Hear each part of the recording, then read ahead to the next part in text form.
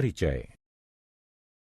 अंकिता, जैसा कि हम जानते हैं कि पौधों को पानी की आवश्यकता होती है। विल्टेड पत्तियां फिर से हरी हो जाती हैं जब उनकी जड़ों में पानी डाला जाता है, जिसका मतलब है कि पानी पत्तियों तक ऊपर पहुंच जाता है। हाँ, हमने ये भी सीखा है कि प्रकाश संश्लेषण के लिए पत्तियों को पानी की जरूरत होती है। इसी तरह पत्तियों में उत्पादित खाद्य में पौधे के अन्य हिस्सों, तनों, जड़ों, फूल और फलों में भी पहुंच जाता है। इसे पहुंचाने की प्रक्रिया ऊतकों द्वारा की जाती है। हाँ अंकिता, इसी तरह पशुओं में आंत द्वारा अवशोषित भोजन शरीर के सभी भागों के लिए होता है। फेफड़ों में अवशोषित ऑक्सीजन शरीर की हर कोशिका तक पहुंचती है। कोशिकाओं में उत्पादित कार्बन डाइऑक्साइड उन्मूलन के लिए फेफड़ों में लाई जाती है। एकदम सही माधुरी, ऐसे सभी कार्य परिवहन प्रणाली के परिणाम हैं। तो आओ अपने इस अध्याय में परिवहन प्रणाली के बारे में विस्तार से चर्चा करें।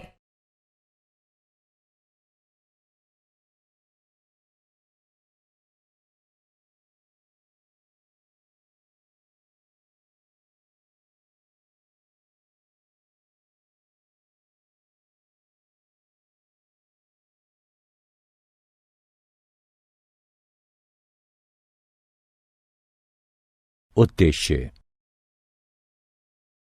इस पाठ के अंत में आप निम्न करने में सक्षम हो जाएंगे: पौधों और पशुओं की जरूरतों के परिवहन की प्रणाली जानना, अणुओं जैसे के प्रसार की गति के तंत्र का पता लगाना, असमस और सक्रिय परिवहन को समझना, पहुंच के जरिए रक्त की महत्ता को समझना, मानव हृदय की संरचना और कार्य को जानना, रक्त की संरचना को समझना, धमनियों, शिराओं और केशिकाओं को समझना, प्रमुख रक्त समूह और ब्लड ट्रांसफ्यूजन के समूह के मिलान को समझना, संचार प्रणाली के विकारों का पता लगाना, पौधों में जाइलम और फ्लोएम की संरचना और कार्य का पता लगाना, अणुओं की गतियों के लिए तंत्र, अणुओं की गति कोशिका के अंदर या बाहर उसे संक्रमित करती है। कोशिका झिल्ली चुने हुए पदार्थों का पारगम्य है, जिसका अर्थ है कि यह कुछ अणुओं के प्रवेश और निकास की ही अनुमति देता है। अणुओं की गति जगह लेता है प्रसार, असमस और सक्रिय परिवहन। प्रसार कणों या अणुओं की गति है जो एक क्षेत्र से अपनी उच्च एकाग्रता के एक क्षेत्र के लिए कम एकाग्रता को पहुंचाती है। उदाहरणार्थ, श्वसन के दौरान फेफड़ों में ऑक्सीजन भरी हवा उच्च रक्त नलिकाओं में एकाग्रता से चलती हैं, जो उनमें ऑक्सीजन की कम एकाग्रता के होने पर गतिशील होती हैं। असमस एक गति होती है जिसमें पानी के अणु एक क्षेत्र से ज्यादा पानी के अणुओं के क्षेत्र में कम पानी के अणु वाले क्षेत्र में पहुंच जाते हैं, जब उनको सेमी परमिबिल मेम्ब्रेन से अलग किया जाता है।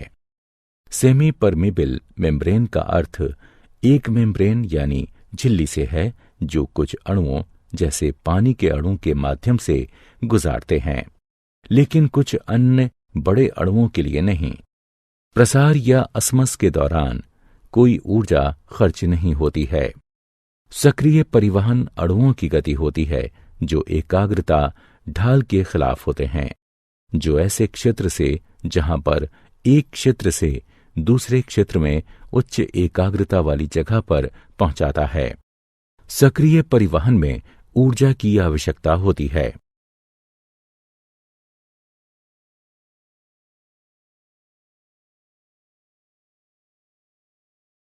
मानव में वहन। अधिकतर पशुओं के शरीर में पदार्थ को रक्त के जरिए एक भाग से दूसरे भाग में ले जाया जाता है। इस प्रकार रक्त परिवहन के लिए ऊतक है और पूरे शरीर में पहुंचता है। रक्त पोषक तत्वों श्वसन गैसों, हार्मोन्स और बेकार सामग्री को शरीर के एक अंग से दूसरे में पहुंचाता है। संचार प्रणाली में अंग जो रक्त बनाकर पूरे शरीर में प्रसारित होते हैं, मानव संचार प्रणाली में शामिल होते हैं। केंद्र में स्थित मस्कुलर पंप, जिसे हृदय कहा जाता है, और रक्त वाहिकाएं जो ट्यूब संरचनाओं की तरह हृदय से जोड़ती हैं। रक्त वाहिकाएं 3 प्रकार की होती हैं। धमनियां, ये रक्त को हृदय से शरीर के विभिन्न भागों में पहुंचाती हैं। नसें, ये रक्त को शरीर के विभिन्न हिस्सों से हृदय तक पहुंचाती हैं। केशिका, ये धमनी और नस के बीच शिरा होती है। केशिकाएं रक्त और ऊतकों के बीच सामग्री को आदान प्रदान करने की अनुमति देती हैं।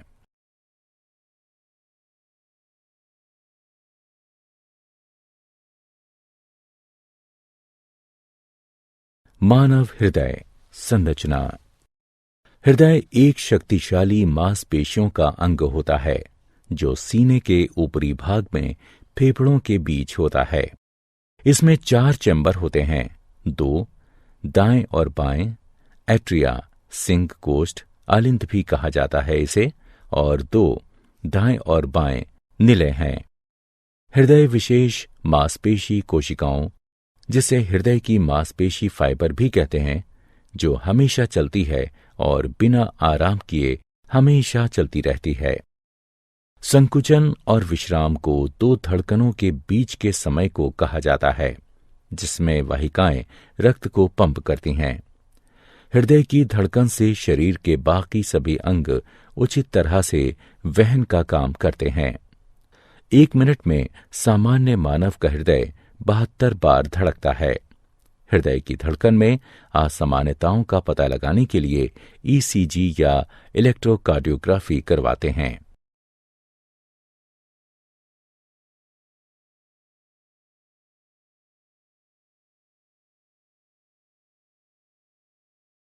मानव हृदय के कार्य। अशुद्ध रक्त में ऑक्सीजन कम होती है और कार्बन डाइऑक्साइड अधिक होती है, और शुद्ध रक्त में पूर्ण ऑक्सीजन होती है। एक बड़ी नस शिरा नसों के माध्यम से अशुद्ध या विऑक्सीजनित रक्त को शरीर के सभी हिस्सों से इकट्ठा करती है और दायां आलिंद को खाली कर देती है। फेफड़ों से एक ही समय में नस में बायां आलिंद ऑक्सीजन से रक्त लाता है। इस समय हृदय के सभी 4 कक्ष आराम कर रहे होते हैं। फिर कोष्ठ और अशुद्ध रक्त दायां आलिंद से प्रवेश करते हैं और बायां आलिंद से शुद्ध रक्त बाएं निलय में प्रवेश करता है। हृदय के भीतर वाल्व रक्त को वापस बहने से रोकते हैं। अगले निलय काम करते हैं, जबकि कोष्ठ आराम करते हैं। रक्त शुद्ध होने के बाद 2 फुफ्फुस धमनियों के माध्यम से दाएं निलय से फेफड़ों को जाता है। बाएं निलय से ऑक्सीजन से भरपूर रक्त पंप होकर बड़ी धमनी में जाता है, जिसे महाधमनी कहते हैं। यह ऑक्सीजनित रक्त शरीर के सभी हिस्सों में वहन करता है। नसें अशुद्ध रक्त हृदय को लाती हैं और धमनियां उन्हें शुद्ध करके हृदय से दूर ले जाती हैं। लेकिन यहां 2 अपवाद हैं। फुफ्फुसीय धमनी अशुद्ध रक्त वहन करती है और फुफ्फुसीय शिरा शुद्ध रक्त वहन करती है। रक्त एक संयोजी ऊतक है जो पूरे शरीर में संचालित होता है। यह एक द्रव सा होता है जिसे प्लाज्मा कहते हैं, जिसमें 3 प्रकार की रक्त कोशिकाएं होती हैं, जिन्हें लाल रक्त कोशिकाएं, श्वेत रक्त कोशिकाएं और ब्लड प्लेटलेट्स के नाम से जानते हैं। रक्त कोशिकाएं अस्थि मज्जा से निर्मित होती हैं। लाल रक्त कोशिकाएं आरबीसी या एरिथ्रोसाइटस, ये आकार में गोल और एक लाल रंग की हीमोग्लोबिन नामक वर्णक होते हैं। लाल रक्त कोशिकाओं में कोई नाभिक नहीं होते हैं। आरबीसी ऑक्सीजन को ऊतकों तक ले जाते हैं और फिर वापस कार्बन डाइऑक्साइड ऊतकों से लेते हैं। करीब 5 मिलियन mm³ एरिथ्रोसाइटस रक्त परिसंचारी में होते हैं। श्वेत रक्त कोशिकाएं WBC या ल्यूकोसाइटस। चूंकि ये कोई रंग द्रव नहीं ले जाते, इसलिए इन्हें रंगहीन WBC कहते हैं, जो अनियमित आकार के होते हैं। परिसंचारी खून में 5000 से 7000 mm³ WBC उपलब्ध होते हैं। ये शरीर को संक्रमण से बचाती हैं, जो रोगाणु या एंटीबॉडी बनाने वालों को खा जाती हैं। ब्लड प्लेटलेट्स यानी थ्रोम्बोसाइटस। ये कोशिकाओं के बहुत छोटे टुकड़े होते हैं। इनमें कोई नाभिक नहीं होता। ये रक्त के थक्का बनने में भाग लेते हैं। रक्त के कार्य।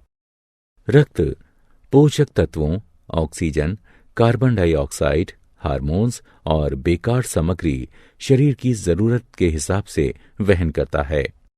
कुछ दवाएं भी शरीर में रक्त के माध्यम से दी जाती हैं।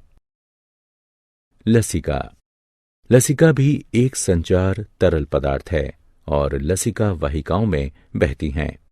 ये हल्के पीले रंग की होती हैं। ये हमेशा ऊतकों में एक ही दिशा से हृदय तक पहुंचती हैं। कोशिकाओं को लिम्फोसाइट कहते हैं, जिनमें लसिका होती है और शरीर को संक्रमित होने से बचाती है। लसिका आंत से शरीर के अन्य भागों में पचा वसा वहन करती है। यह प्रोटीन और तरल पदार्थ को ऊतकों से वापस कर देती हैं। रक्तदाब। रुधिर वाहिकाओं की भित्ति के विरुद्ध जो दाब लगता है, उसे रक्तदाब कहते हैं। यह दाब शिराओं की अपेक्षा धमनियों में बहुत अधिक होता है। धमनी के अंदर रुधिर का दाब निलय संकुचन के दौरान प्रकुंचन यानी संकुचन दाब तथा निलय अनुशिथिलन के दौरान धमनी के अंदर का दाब अनुशिथिलन दाब कहलाता है। सामान्य प्रकुंचन दाब लगभग 120 mmHg यानी पारा तथा अनुशिथिलन दाब लगभग 80 mmHg यानी पारा होता है। रक्तदाब को जिस उपकरण से मापते हैं, उसे रक्तदाब मापी यानी स्फाइगोमोमैनोमीटर कहते हैं।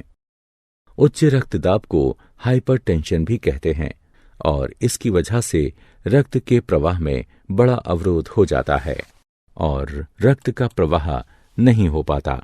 इससे एक धमनी और आंतरिक रक्तस्राव का खतरा हो सकता है। संचार प्रणाली से संबंधित विकार।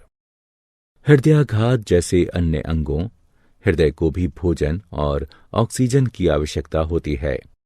जब हृदय को आपूर्ति करने वाली धमनियां मोटी हो जाती हैं या ज्यादा वसायुक्त भोजन की वजह से हृदय की मांसपेशी कोशिकाएं पर्याप्त धड़कन को हासिल नहीं कर पाती, हृदयाघात तब होता है जब ईसीजी असामान्य हो और इसके उपचार के तरीके हैं। रक्ताल्पता। जब हीमोग्लोबिन स्तर एक दिए गए बिंदु से कम पर आ जाता है तो उस स्थिति को रक्ताल्पता यानी एनीमिया कहते हैं। इससे व्यक्ति कमजोर हो जाता है और पीला दिखता है, साथ ही सुस्त हो जाता है। आयरन की खुराक लेने से रक्ताल्पता को दूर करने में मदद मिलती है। अधिश्वेत रक्तता। यह एक ब्लड कैंसर है। संकीर्ण हड्डी लाल रक्त कोशिकाओं की कीमत पर अत्यधिक श्वेत रक्त कोशिकाएं बनाती है। उच्च रक्तदाब। इसमें उच्च रक्तदाब की स्थिति होती है, जिससे सिर दर्द, चक्कर आना और थकावट का एहसास होता है। सामान्य रक्तदाब 120/80 होता है।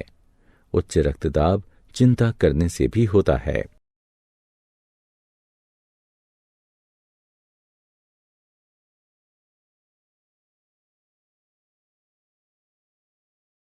पादपों में परिवहन। पानी का परिवहन पादपों की जड़ों को पानी और खनिज मृदा से हासिल होता है।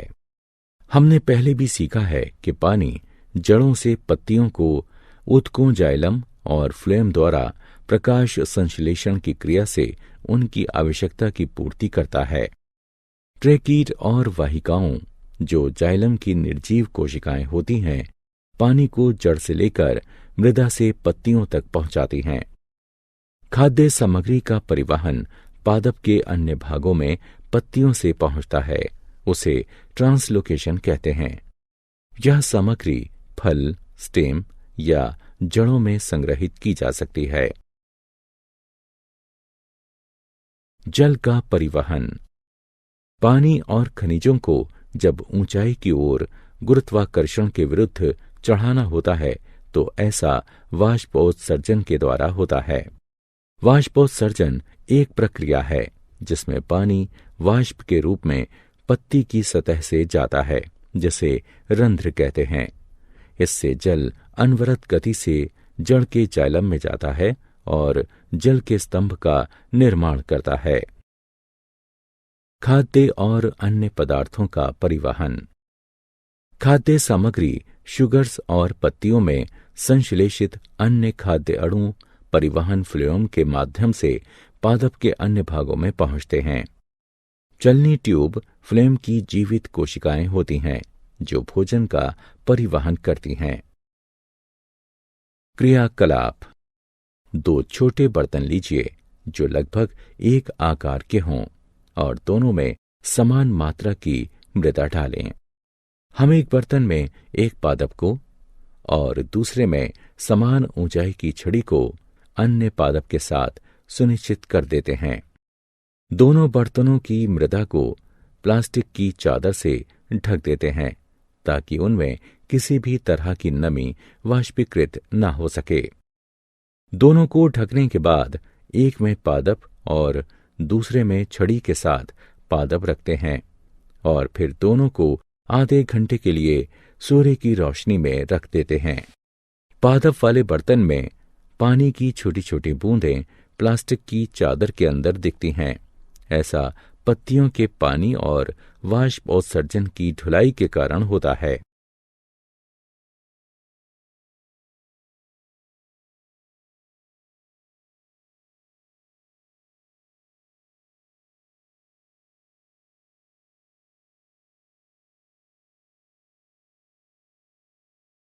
क्या आप जानते हैं हीमोग्लोबिन की मात्रा पुरुष और महिलाओं में भिन्न भिन्न होती है।